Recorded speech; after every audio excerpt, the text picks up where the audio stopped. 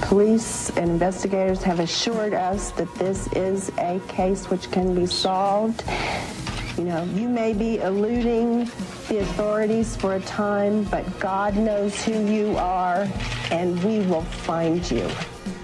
Before the commercial break, Jane Stobie, a former employee of John Ramsey's, told us how she instinctively felt there were deep suspicion about the Ramseys, the parents, as soon as she heard of the death of JonBenet.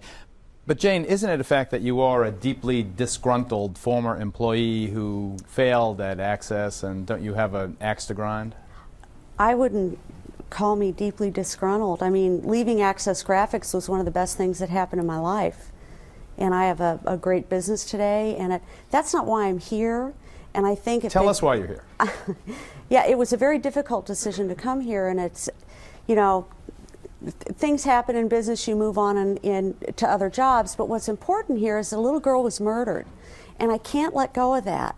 And I can't let go of the fact that she had a terrible last hour or two in her life, and I don't want to believe that her parents did it. I don't want to believe that somebody I know did it, but you know what, they might have. And I think that I think, you know, I deny a lot of what's going on in this case, but I always get back to why I'm here, why I'm putting my reputation on the line, is because that little girl was murdered and I witnessed some strange things. Let me swing right out to Colorado and ask our friend and Patsy Ramsey's, maybe the only person in the world friends with both sides here. Pam Griffin, you want to respond to Jane Stobie's statements? Sounds like maybe she's on the payroll of the Globe. I don't know. Globe tabloid? That's just, I cannot imagine Nedrapa discussing anything of that personal of a nature with strangers. I mean, she was very Southern and very proper. She was a fireball, but she did not have, I mean, I just don't think she and Polly would go running through Access Graphics discussing such things. I think that this lady is lying. I'm not lying. He just asked me what I thought. Yeah.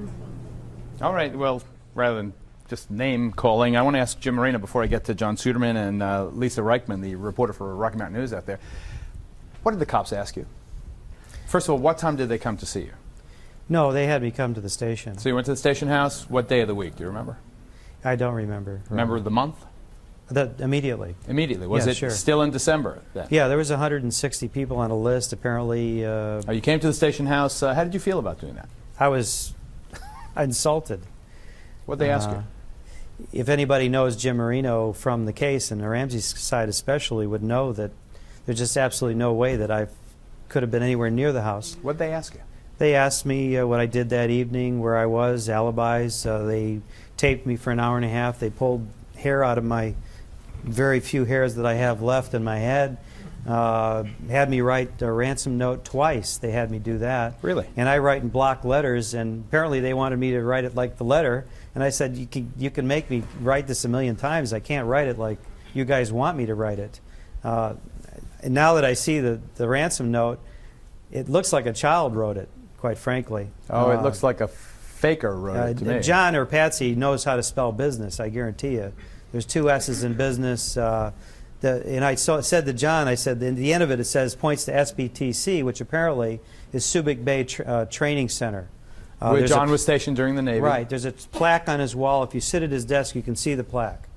So someone sat at his desk and wrote this note. Apparently, I asked John, I said, why would you point to yourself? And he just laughed, because it's ridiculous. All the evidence points to him, so whoever did this wanted the evidence to point to him. Tell the truth, Jim. Weren't you mad at John Ramsey when the police summoned you? Didn't you believe that he, in a desperate attempt to throw the finger of suspicion in another direction, fingered you? At first, yes. And in fact, I found out in April when Patsy did her own briefing, which was several hours long. She named all of us as friends of the Ramseys as top suspects. Is it not a fact that the first time you and I spoke, you still felt that John Ramsey was the man who fingered you? I'm upset at that, but it doesn't mean that I don't have graciousness of the Lord to say, I'm sorry. The man helped me out all those years. He's a good man to me. Lisa Reichman, do you fear at all that we are all being caught up in a kind of reverse trend? You know how the media builds up and then tears down? Are we now part of a of a campaign of rehabilitation? I tell you what, I must take the break. Mike is desperately signaling me. Why don't I do that? That's it. Are we all being used? Even Diane Sawyer in her interview alluded to the fact that, wow, now I'm being invited into the house, or now an interview is being given to a newspaper, or now grandma's talking to Geraldo Rivera, for God's sakes. Are we all being used by the Ramseys in a kind of counterattack? That's the question I have for Lisa and for John. Stay tuned. The Ramseys, right back. Our focus.